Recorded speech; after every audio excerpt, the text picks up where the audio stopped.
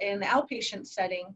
And we have a very large Parkinson's population up here in Northern Arizona. So, you know, we see a lot of Parkinson's folks. And so, you know, swallowing is something that comes up often.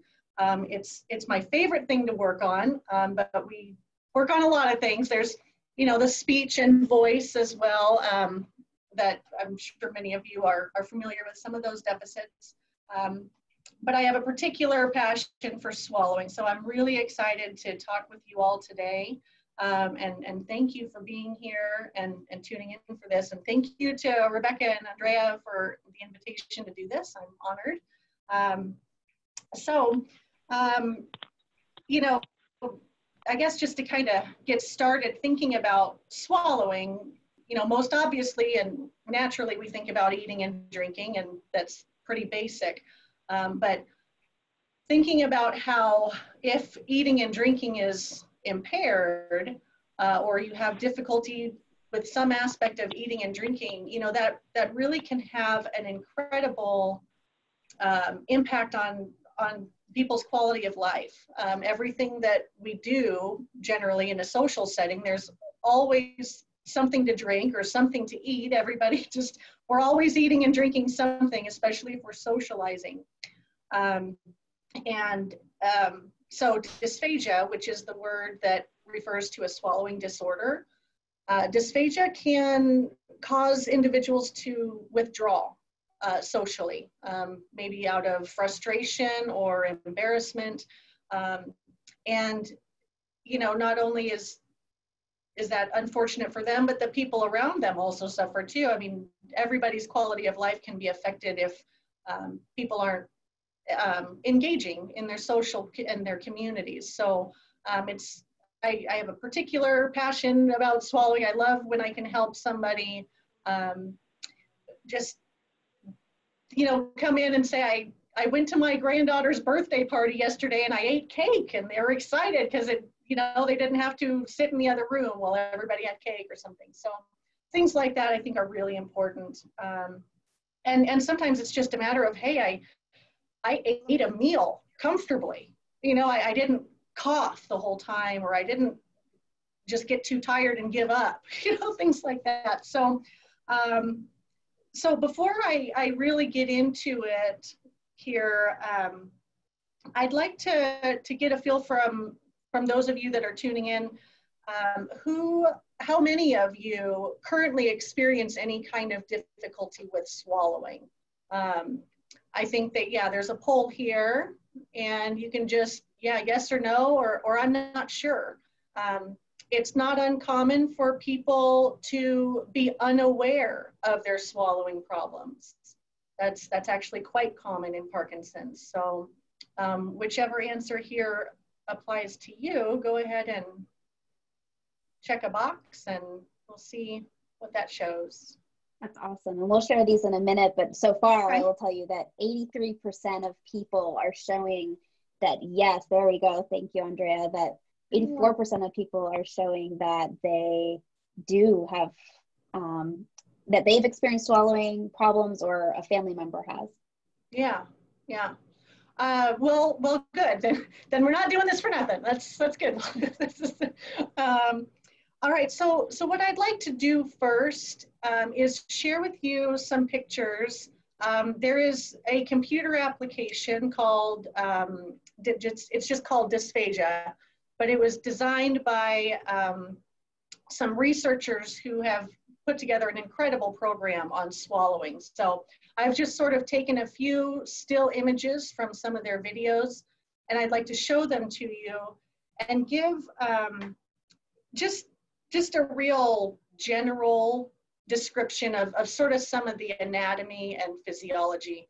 I won't go into a ton of detail, but, you know, hopefully by the end of it, you know, seeing these pictures, you can kind of visualize what we'll be talking about moving forward. People are often surprised to see how complex the swallowing system is.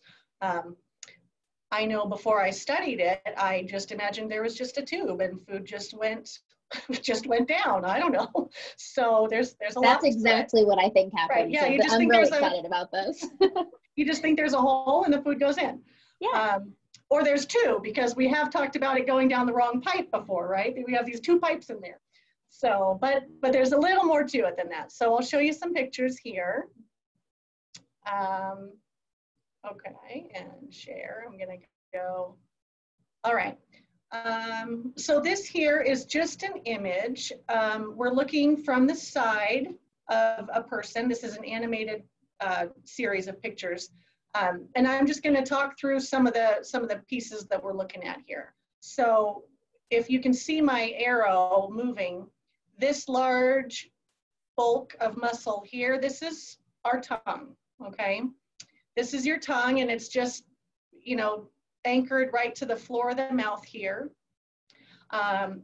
This white piece here, that's what the person is going to swallow. We can consider it some vanilla pudding, say. Okay, and then, so in the front here, we see the teeth. And this gray part is the hard palate, the roof of your mouth. And that comes back over here. This is the soft palate. That's what you see hanging down when you open your mouth, and the, you know, the uvula that hangs down, and you can see it moving up and down when you know, make some voice or speak or say ah. And so I just want you to kind of notice that this dark pink and the sort of medium pink here, and of course the tongue, it's all muscle, okay? That's all soft tissue, and it's essentially all muscles. There's many muscles at play. There's not just a few of them. There are many. I won't bore you with the details though. And here we have the epiglottis, and I'm going to sort of pop through the next image here, so before I describe some of these other pieces, okay? So, oh, but first, down here, this is your airway, okay? This is your windpipe that goes down to your lungs. And that's the thing that we're trying to protect when we swallow, okay? This real thin line here, those are your vocal cords that sort of, you know, open and close, kind of like curtains. And that's one way that we do protect our airway, but there's other things that help too. And I'd like you to notice that here along the back, it's real skinny here where I'm moving the arrow. That's the esophagus. That's where all of the food is going to go. So when you're not swallowing, that is not open. Okay, we have to open it, and it takes a lot of muscles and coordination to do that. And sometimes it goes better than others. So we'll see how that progresses. Okay, so the next image here, I'm going to move that down a bit here. Okay. So I'm just going to bounce back and forth a bit to sort of give you some of the animation effect of it. Okay, so you notice how the tongue in the beginning was just sort of resting nice and low. And now here, the tongue has a hold of the food or the pudding. Now, again, remember that this person's been split in half, so we're not seeing the outside of the tongue. The whole tongue sort of holds onto it and sort of cups it or cups around it. And so this is what we do right before we swallow. And notice that the airway is still open. Okay, this person's still breathing. Going up through here, their mouth is closed, but they're breathing through their nose because this passageway is still open. Okay. Okay, so moving on. Oh, sorry. Back here, it looks just like the other picture, but what I want you to notice is that these muscles here have moved. This is the soft palate now has raised up, and then the muscles along the back of the throat have also started to constrict, and they're coming together. And this keeps food or liquid from coming out the nose. So we close that off. And then the muscles just, you know, progress in sort of like a wave-like motion to press the food backward and then down through the throat. So we can see here now these muscles are all starting to move in. Am I going too fast for anybody, or have I lost anybody yet? I think this is good so far. Okay. I don't know if anybody is like me, but I'm like totally trying to swallow and like feel these muscles as it's happening. Yeah, I know. So yeah, I've done so many swallowing exercises with patients. I think I'm pretty well built in here. You can't help it. So now we see how the back of the tongue and the throat are starting to come together, and it's just sort of doing this wave-like motion, pushing the food through.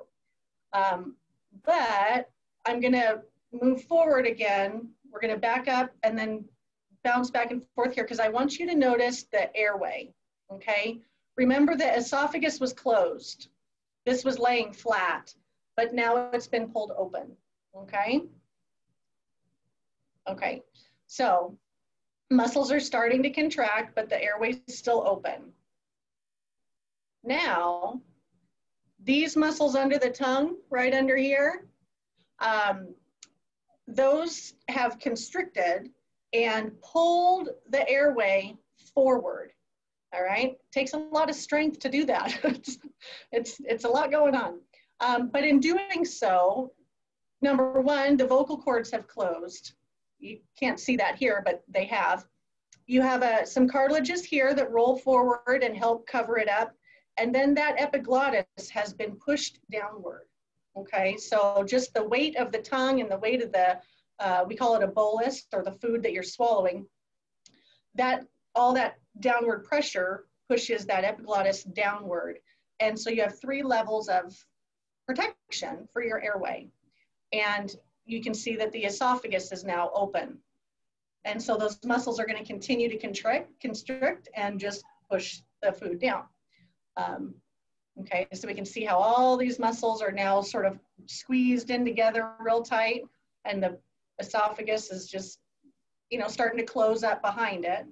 Okay, and then we're done. And then that person resumes swallowing, or sorry, resumes breathing, and their airway's open again. So would anybody like me to do that again, or sorry? We can come back to it if anybody wants to see those videos again too. Okay. All right. So, you know, having looked at those, does anybody have any questions about that off the top of your head, or comments? I can give you a minute or two if you. Listeners, if you're wanting to unmute yourself. Yeah, you can unmute or type your question if you can too.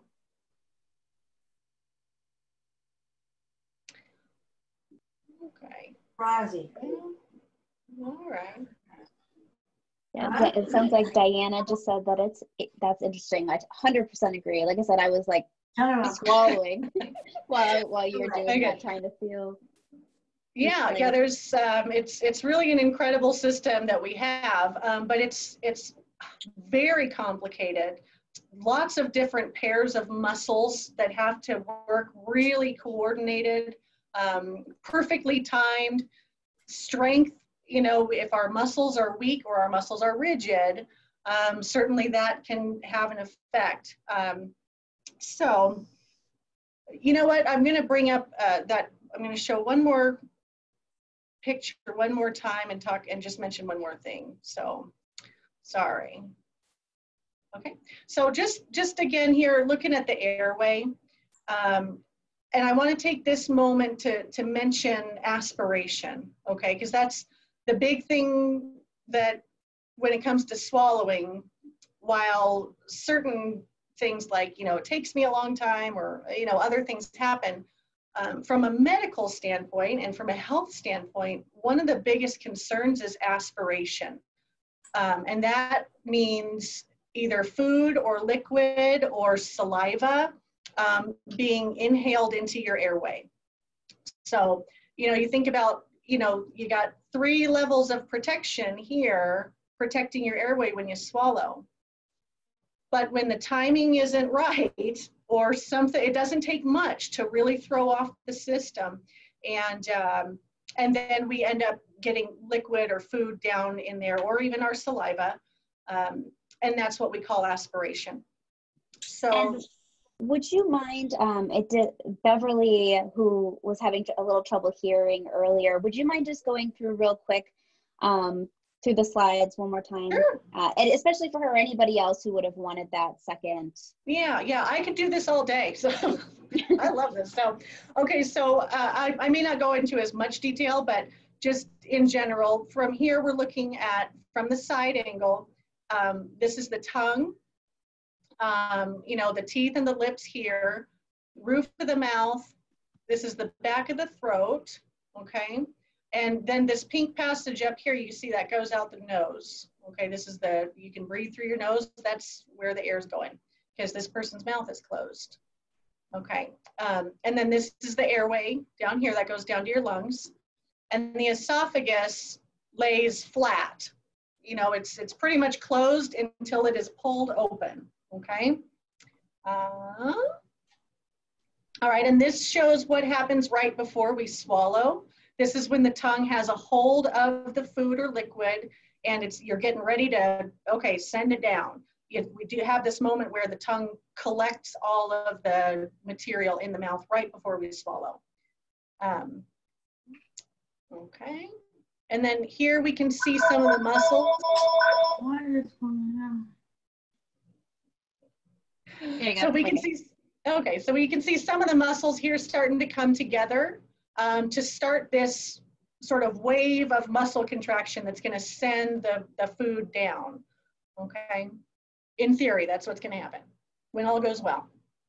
Okay, and then here the muscles are just continuing to contract, but most importantly, the airway has been pulled forward, and you have the epiglottis that's now folded over the airway, and you have some cartilages here and your vocal cords that also work to cover up your airway and help protect that airway.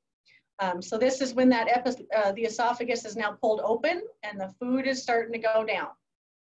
Okay, so I'll just sort of go back and then forward again. So they're starting to swallow here, and now here it goes, okay? And this really does a good job of showing how all of the muscles of the tongue or the muscles of the throat and tongue all have to press together really firmly.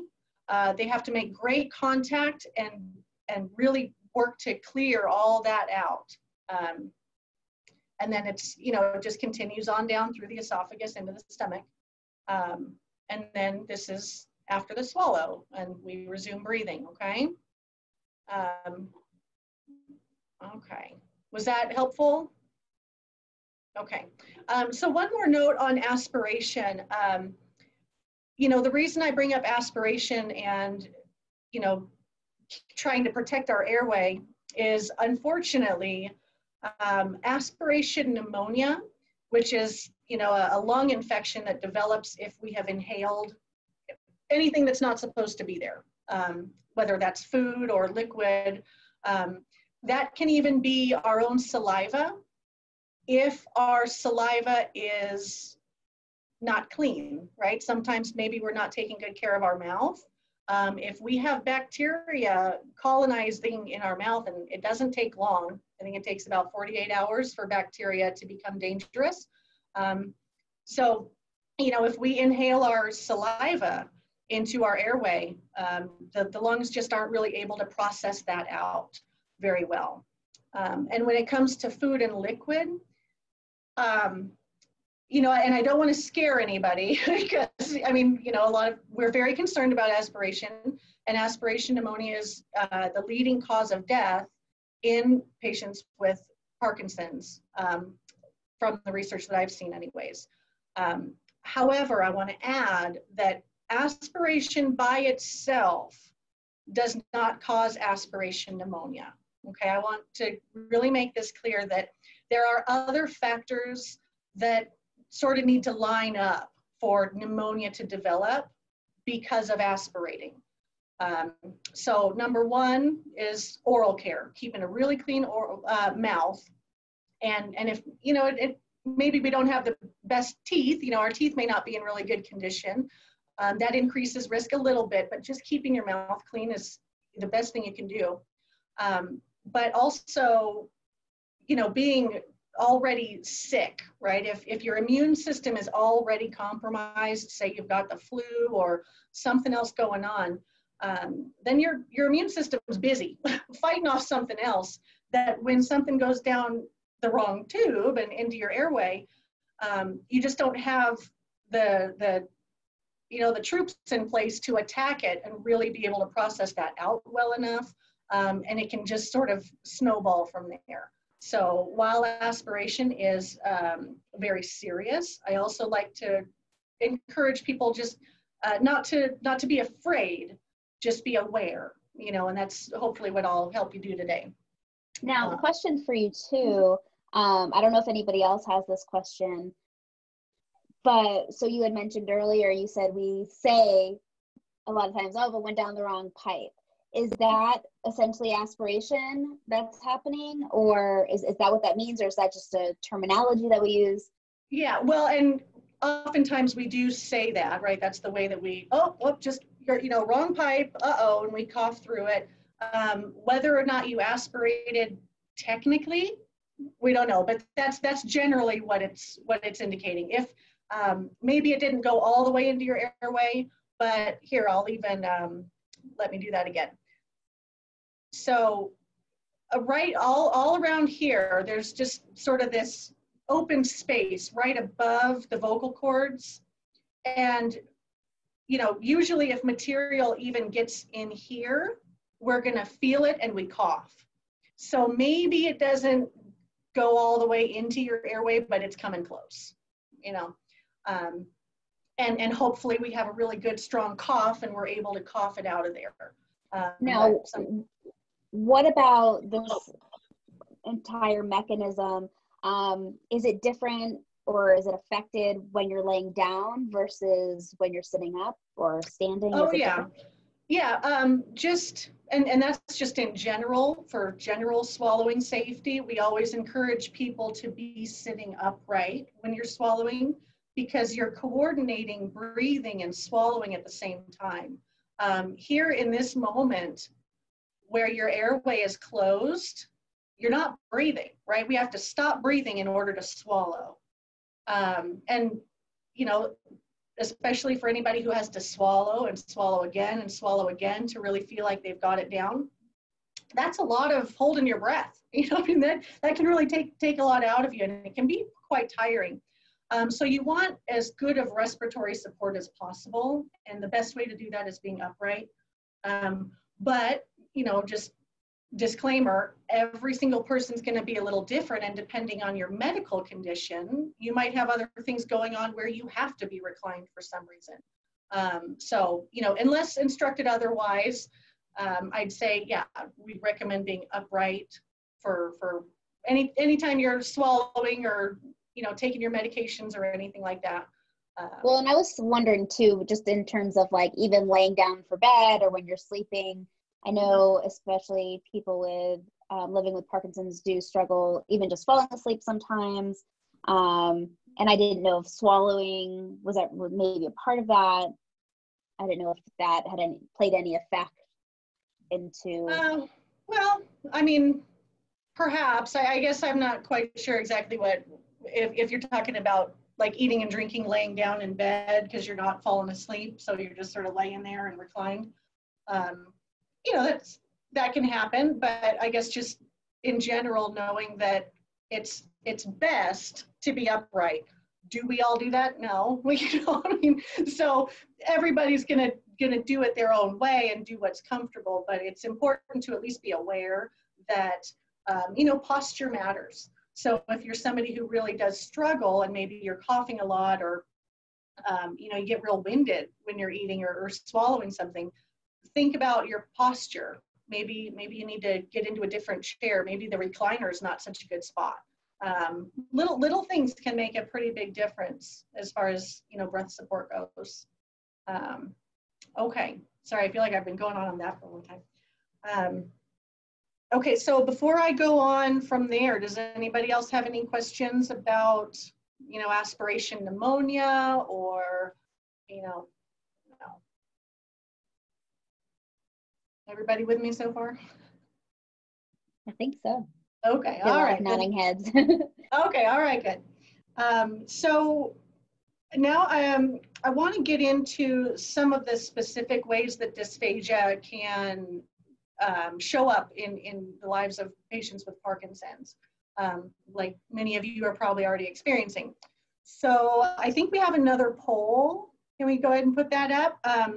Here are a few things. It's not a exhaustive list, but this is, you know, some of the very common complaints that people, you know, experience, or maybe that you observe in your family member or a friend.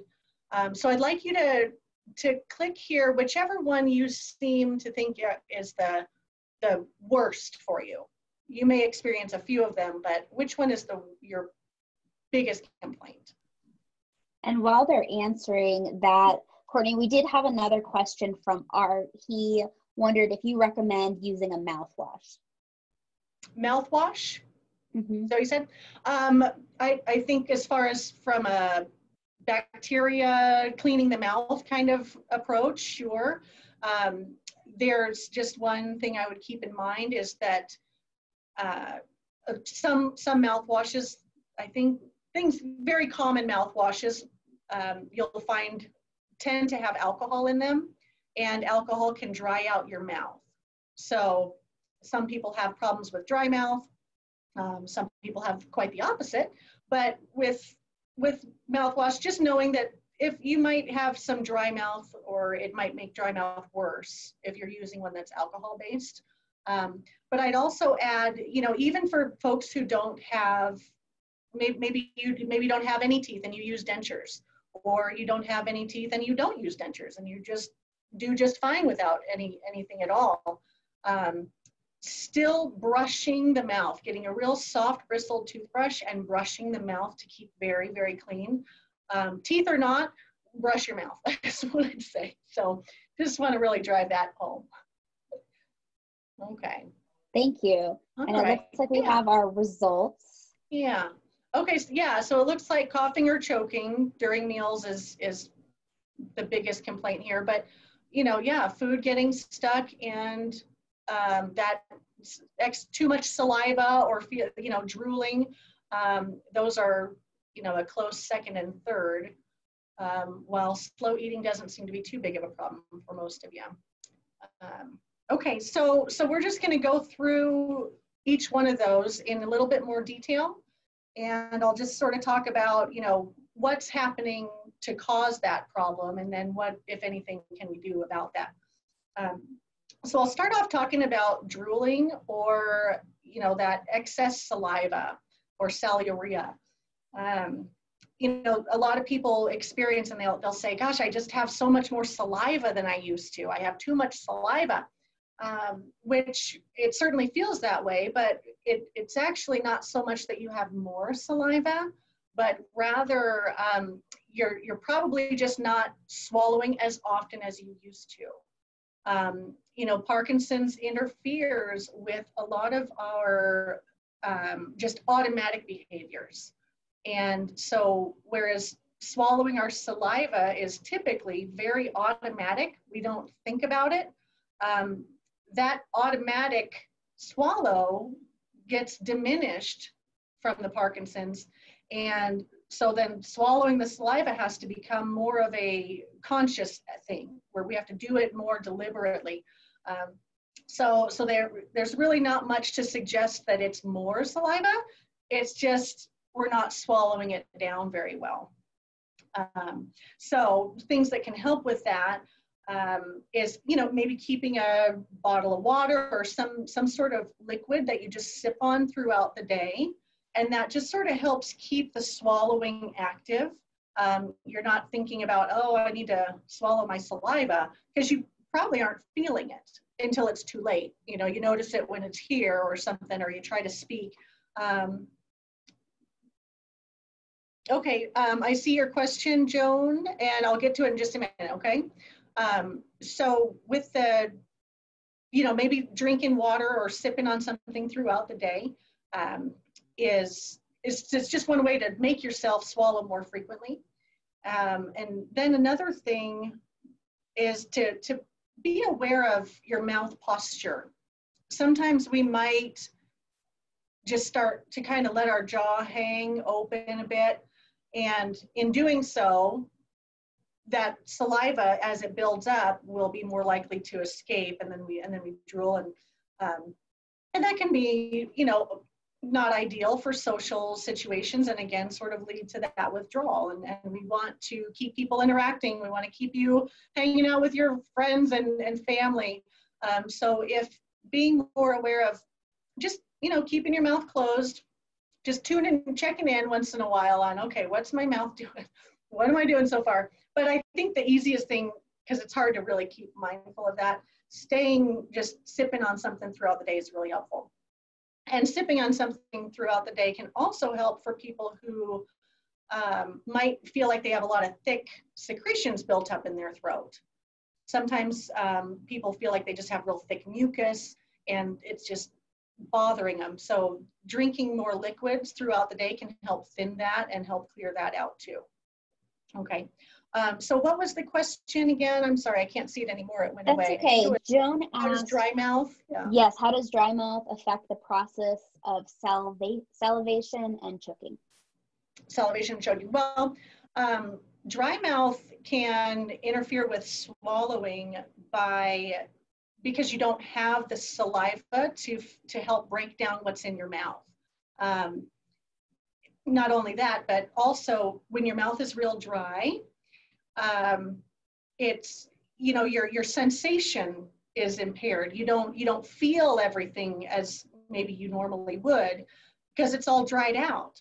And so maybe you got a real dry mouth and then you go to take a sip of water, but you don't, your system doesn't recognize it right away because the sensory input's a little slow. You know, it's just got to get through this real dry barrier first, and that can cause some people to choke or, you know, cough when they take that initial sip because everything was dry and the system just didn't feel it in time or sufficiently to get the whole swallow system ready to go.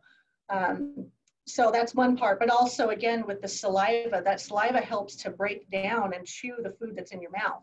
So if you have a real dry mouth, you know, many people might have to take a sip of water just to help have something to mix with that solid food. Otherwise, it's, you know, it's like chewing on sand and it's not going to go anywhere. It's uncomfortable. And then when you try to swallow that, you know, thinking about how all those muscles contract and squeeze together, if there isn't moisture in there, that's going to be really uncomfortable and very difficult for anything to slide through there, right? It's not going to be a slippery surface. It's not going to move smoothly, and you'll just be left with a lot, you know, of residue and buildup in there. So there's a couple ways. And Courtney, you mentioned, you've been mentioning a lot about sipping on water. One question is, this was sent to me, is it bad to drink from a straw? So when you're talking about sipping on water, how does that? Okay. Well, that is something that I'm going to mention. So I'll just skip it when I get to it and I'll answer it for you now. Drinking through a straw, it just depends on the person, right? So it's not good or bad. A lot of things that we're going to talk about today, it's all going to be very individual because, you know, you may have Parkinson's or your loved one might have Parkinson's, but they have other stuff too. They have a whole unique medical history and physical makeup that is going to come into play. So there's not really a yes or no answer to that. It's just a matter of what that individual needs.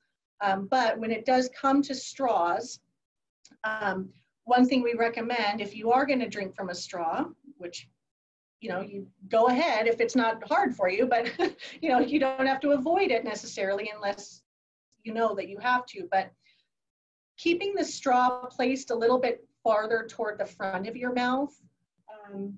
So I have a straw here.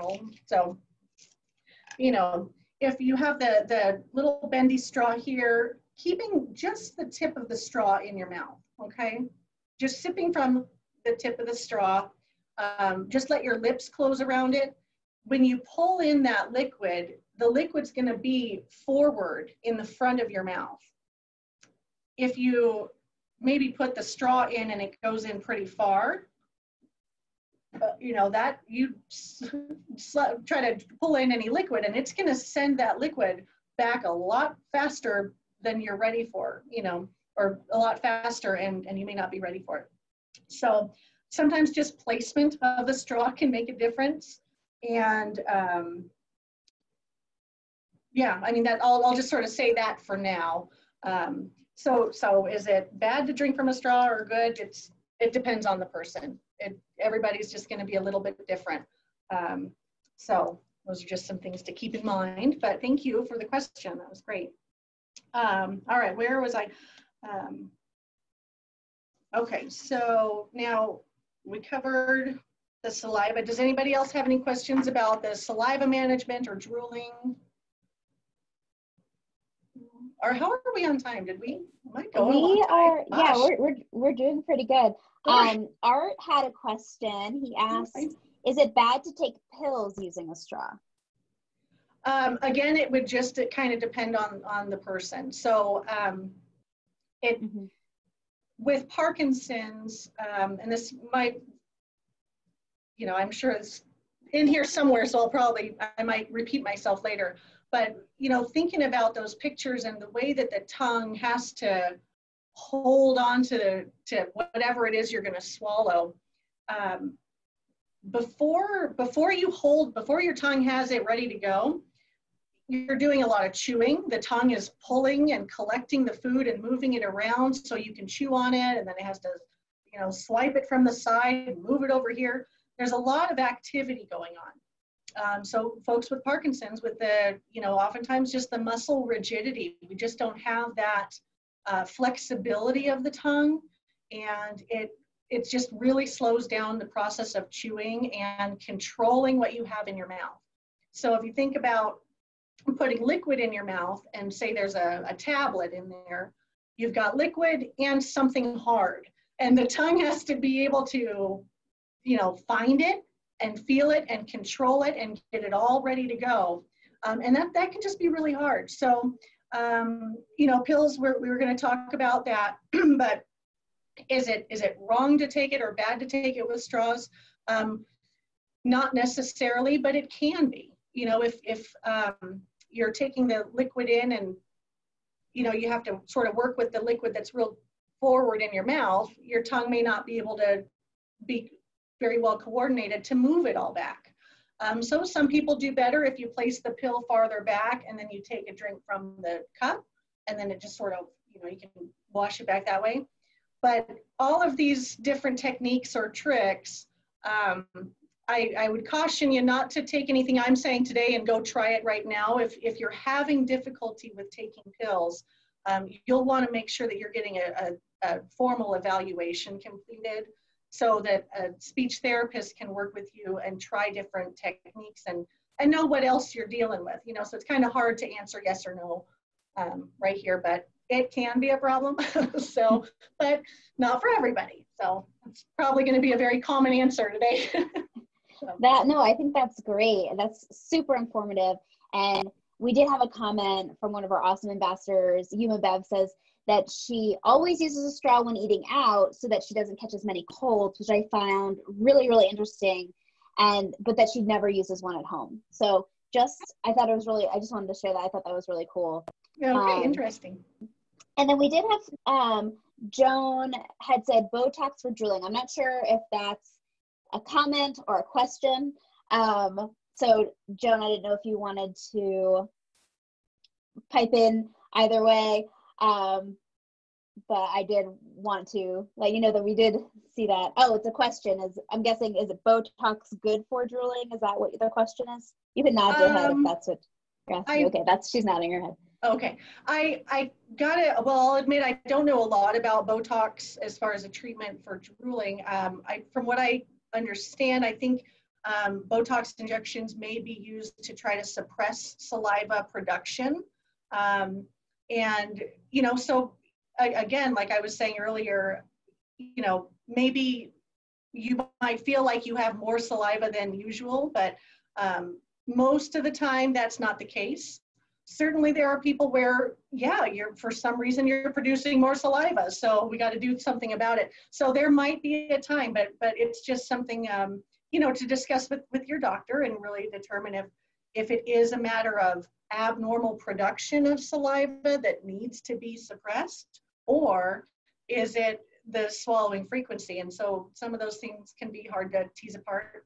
And then some people might just think, well, I'd rather just suppress it so I don't have to, you know, sip or swallow all day long, and maybe just try to do it that way. But, you know, that's a question to bring up with your doctor and certainly look into it. But yeah, I don't have a whole lot more to add on the Botox topic.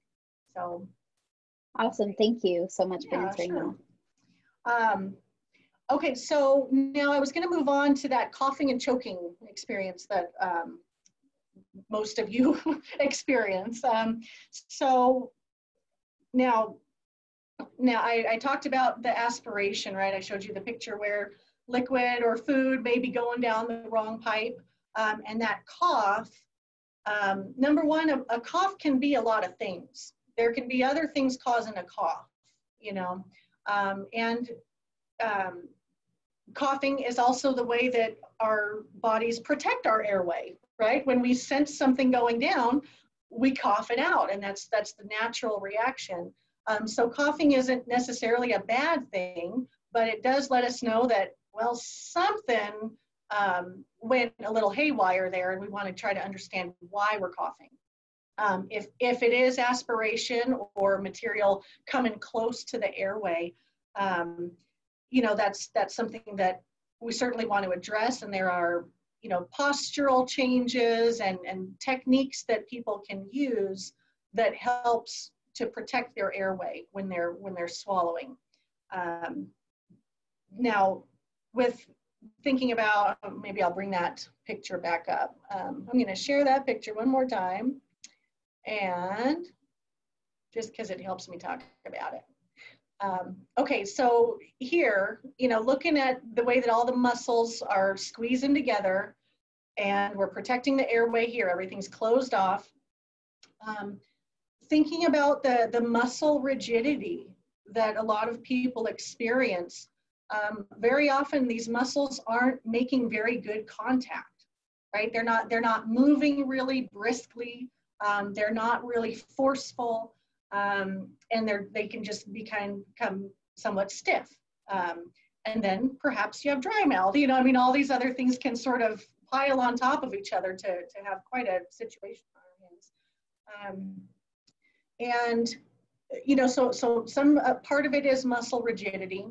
But of course it would be something that for you as an individual that would rely on, you know, you'd need to rely on a speech therapy evaluation, maybe even getting a swallow study done with radiology, or they can do a scope through your nose and looking down at your throat while you swallow. There are a few different ways to visualize somebody's swallow and see exactly what's going wrong. So, but, you know, one of the main things is that muscle rigidity, and just the muscles aren't moving like they used to. So we're left with a lot of residue afterward, or things are falling into the airway before the esophagus is open and it's not going the right direction, right? So it can get a little messy in there. And another thing that people experience often is some involuntary movements of the tongue too, sort of kind of like a tremor, you know. Sometimes it's just difficult to control the tongue, and sometimes it's just an involuntary movement. And you know, so muscle rigidity or involuntary movements can disrupt the whole flow of you know, muscles and sensory input getting recognized, and the whole system knowing what it needs to do. It can get thrown off track pretty quickly. So while, you know, for specific strategies would be on an individual basis to be determined after a thorough evaluation, I just want to mention a few of the things that we say as general tips or strategies that pretty much can apply to anybody most of the time. So number one was always being upright for eating and drinking. unless for some reason you have a condition that requires you to be reclined or in some other position. Reducing distractions. Oftentimes we've got the TV on, or we're talking, or we're doing other things while we're eating and drinking, and then you know, we run into some problems. So, you know, perhaps being just a little bit more deliberate in the swallowing, and paying more attention to, okay, I'm eating, I'm going to focus on my soup here and swallow. That can make a big difference for people too. Try not to talk while you're chewing and swallowing. You know, taking one drink at a time versus, you know, drink and chugging like you're really thirsty. Individual sips, because it's one amount and a smaller amount to be handled at one time, versus that gulp, gulp, gulp, which requires that breathing to stop for the swallow over and over and over again. And that can, by the second or third swallow, things can change. And maybe by the end of it, we're coughing because we didn't protect our airway very well. So chewing food really thoroughly, which I was going to mention this with the slow eating and meal times, but I'll go ahead and talk about it now. Because this, we recommend chewing. Rebecca, you look like you're laughing. Are you laughing? Are you laughing at me? No. Not at all. Okay, so chewing our food really well is, you know, it sounds easy enough, but for many people it's not easy, right? Because the tongue isn't able to control the food in there very well.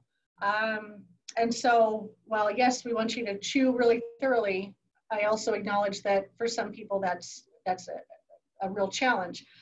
So as far as, you know, what to do about that, some people tend to limit their foods, and maybe they'll only have real soft foods, or perhaps they might, you know, just cutting it up into real small pieces first, doing a lot of chopping so you don't have to do so much work while you're chewing it before you swallow.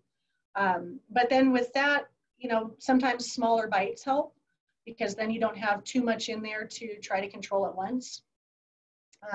But again, all of these things can be different from one individual to the next. So, okay.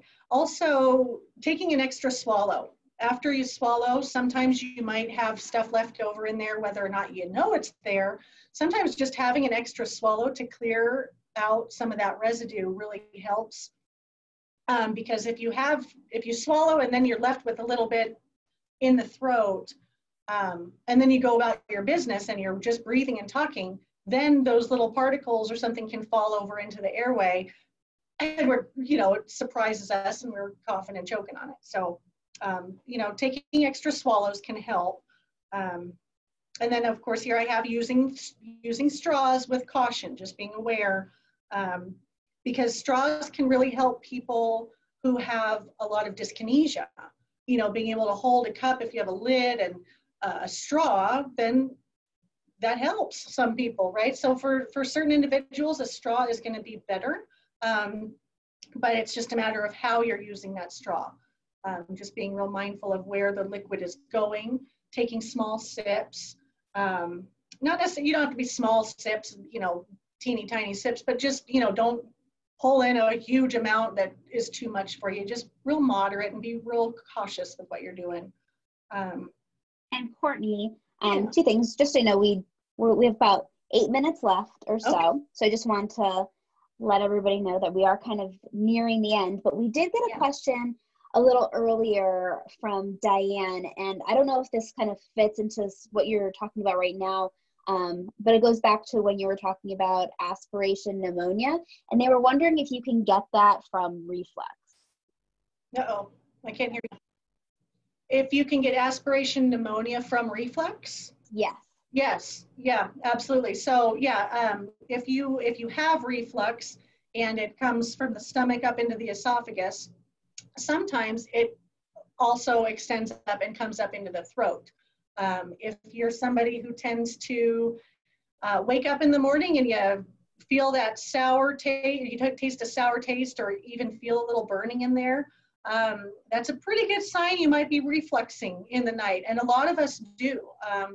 I mean, reflux is really, really common. So it's just unfortunately common. A lot of people reflux, but that if that spills over and say you inhale that stomach acid, that is more of a risk than, you know, aspirating your coffee or even your own saliva kind of thing, because that stomach acid is so, I mean, it's just, I mean, it's harsh. I mean, it's not meant to go in the lungs. The lungs, if you get some coffee in there or a little bit of something, the lungs for the most part can kind of work with that, kind of know what to do and process that out. But, you know, you get stomach acid into your lungs and it's just too much. It doesn't have a way to really process that out. It's just too hard on the lungs. So, so yes, reflux absolutely can lead to, you can't aspirate. And aspirate, I could do a whole other therapy break on reflux one of these days. So it contributes to a lot of the things that we see in patients. But very good question, thank you. That was a great question.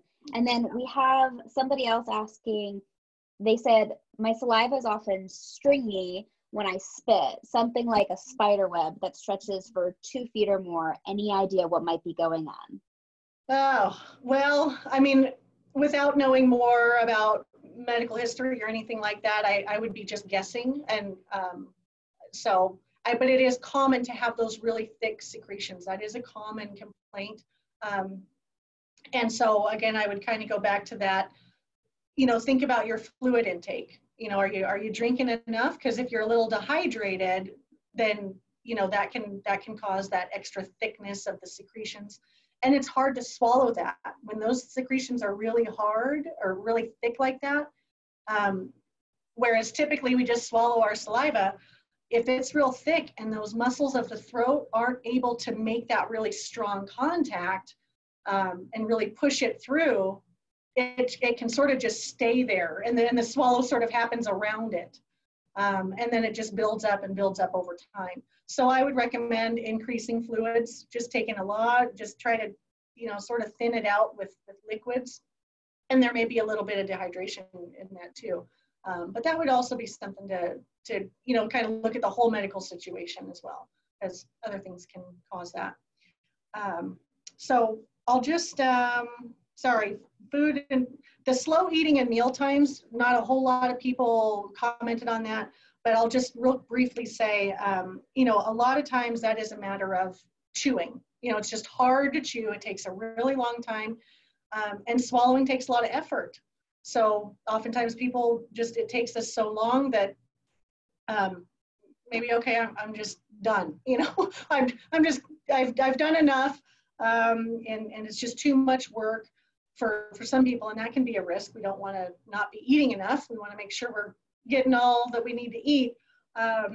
So one main thing I'd say as far as the slow meal time is thinking about medication timing. And this can apply to other things as well. But, you know, some Parkinson's medications like Cinemet, some people find that their swallowing gets better when that medication is active in their system, whereas other people find that swallowing is worse. So, you know, again, everybody's just going to respond differently to their medications. And so you can think about when you're having these difficulties, kind of start looking for patterns of, okay, well, what time is it? And when did I have my medications? How am I feeling right now? And then maybe you can start to notice if the timing of medications might be a factor for you. And that can go for things like the coughing and things like that too.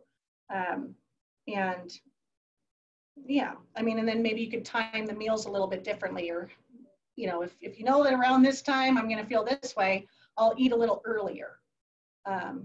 Things like that. Okay, so now as far as food or pills getting stuck in the throat after you swallow, again, this is going to mostly be due to the muscle contraction when you swallow, and, you know, that motion where the muscles under here pull your larynx forward to open up your esophagus. If that motion isn't really good, then you're going to be left, you're not going to be able to swallow all of it at once. So you'll be left with food in the throat. And other things can contribute to why maybe food is getting hung up in there as well. So I would, again, recommend seeing a speech pathologist and getting a formal speech or swallowing eval done, and take it from there, because there are a lot of great exercises and a lot of great strategies, but I can't really give them to you today because, you know, every single person's different and what you're going to need is very, very specific to you. So I'm just going to plug a couple more key drivers that I always, my little soapbox. I already talked about oral care. Can't stress that enough. Regardless of how many teeth you have or what you got going on in there, just keep your mouth really clean. It's one of the best things you can do to prevent infection. And nutrition. You know, when, you know, things like dyskinesia and tremor burn calories. So for anybody who's having a hard time swallowing and maybe we're not eating enough, we may not be able to actually meet the needs of our body.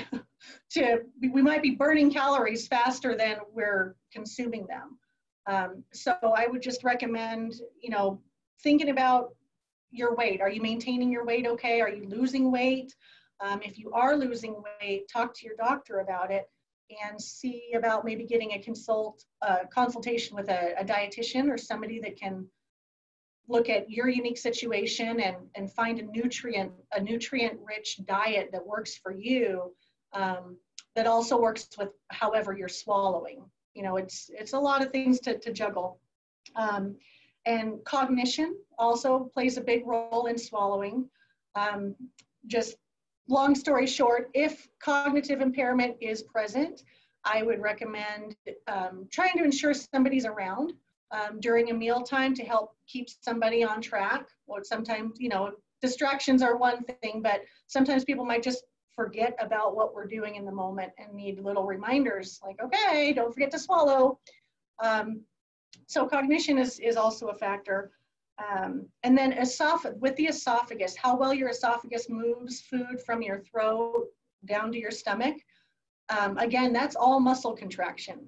And it can be affected by Parkinson's similarly. You know, if those muscles just aren't moving rapidly and really well, then maybe the food's not being passed through sufficiently.